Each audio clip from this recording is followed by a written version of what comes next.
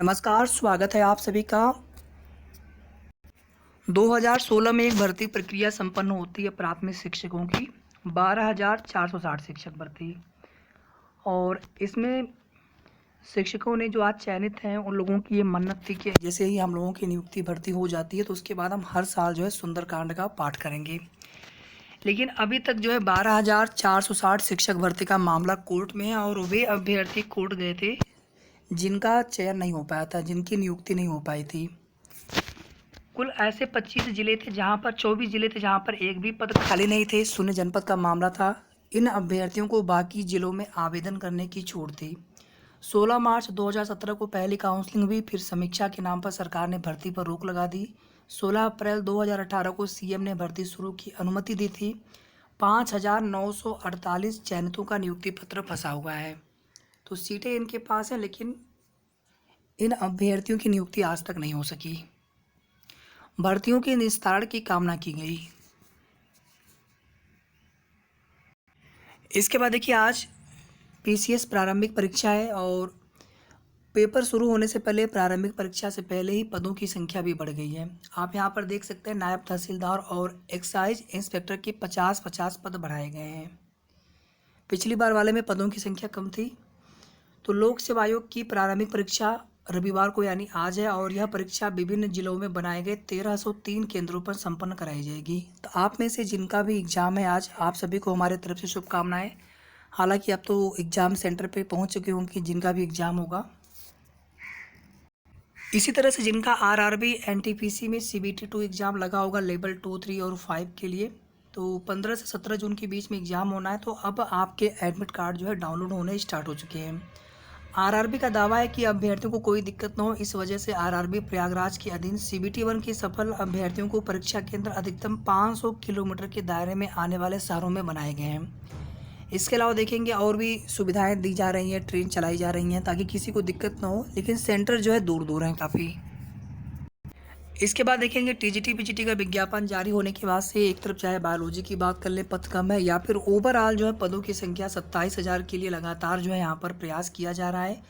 युवा मंच ने मुख्यमंत्री को पत्र लिखकर माध्यमिक शिक्षा सेवा चयन बोर्ड की ओर से टीजीटी पीजीटी के 5,000 से भी कम पदों पर विज्ञापन निकालने पर 5,000 कहा, लगभग 4100 कुछ पद हैं सब मिला करके, नाराजगी जताई है। साथ ही मांग किया है कि सीएम ने पूर्व में 27,000 पदों पर भर्ती निकालने की घोषणा पर अमल करें। कम पदों पर विज्ञापन से युवाओं में नाराजगी है। दरअसल पूरे प्रदेश में यही हाल है, विभागों की ओर से रिक्त पदों का ब्यौरा भेजा ही नहीं जाता है। यही वजह है कि प्रदेश में 6 लाख से ज़्यादा रिक्त पद नहीं भरे जा रहे हैं। उन्होंने आरोप लगाया है कि सरकार वास्तव में इन पदों को भरने को लेकर गंभीर नहीं है। अगर चयन बोर्ड ने विज्ञापन में संशोधन कर पदों की संख्या 27,000 नहीं किया तो जल्द ही आंदोलन किया जाएगा।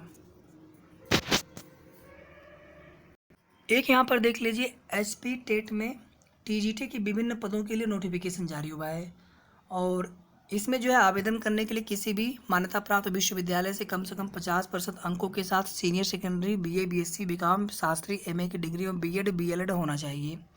आरक्षित श्रेणी के अभ्यर्थियों को निर्धारित प्रतिशत अंकों में 5% की छूट है। चयन के लिए ऑब्जेक्टिव टाइप परीक्षा का आयोजन किया जाएगा। 150 प्रश्न पूछे जाएंगे, 150 मिनट का समय दिया जाएगा, 150 अंक का होगा। परीक्षा में न्यूनतम उत्तीर्ण अंक 60 अंक निर्धारित है। 1 जुलाई 2022 तक ऑनलाइन माध्यम से आवेदन कर सकते हैं। इसके बाद देखेंगे बच्चों का स्कूलों में कराएं दाखिला। मुख्य सचिव स्कूल चलो अभियान में अब तक 1,75,00,000 से अधिक बच्चों का हुआ है नामांकन। प्राथमिक शिक्षक भर्ती में विज्ञापन की मांग को लेकर के लगातार जो है मांग जारी है और आप देखेंगे एक नया शासनादेश जारी हुआ था, कल हमने दिखाया भी था, जिसमें जो है फिर से जो अपडेटेड डेटा था 10 तक मांगा गया था, दोपहर 2 बजे तक, कि जितने भी नए नामांकन हुए हैं उनका जो डेटा है उसको अपडेट किया जाए मानव संपदा पोर्टल पर। जब तक यहाँ पर छात्र शिक्षक संख्या अनुपात गड़बड़ नहीं होगा, यानी जब तक शिक्षकों की और आवश्यकता नहीं होगी, तब तक सरकार कहीं ना कहीं भर्ती करने में यहाँ पर आनाकानी कर रही है और शिक्षा मित्रों का पद जोड़ करके समानुपात को बराबर किया गया है। इससे भी अभ्यर्थियों में बहुत नाराजगी है कि जिन शिक्षा मित्रों का समायोजन सुप्रीम कोर्ट ने रद्द किया है, ना तो उनको वेतन मिलता है सहायक अध्यापक के बराबर, फिर उनको जो है नियमित शिक्षकों के साथ जोड़ करके संख्या अनुपात समानुपात को बराबर क्यों किया गया। तो ये कुल मिलाकर के आप सभी के लिए इस वीडियो के माध्यम से महत्वपूर्ण सूचना थी। आगे की जो भी ऑथेंटिक जानकारी मिलेगी वो आप सभी को हमारे चैनल के माध्यम से समय समय पर सूचना मिलती रहेगी।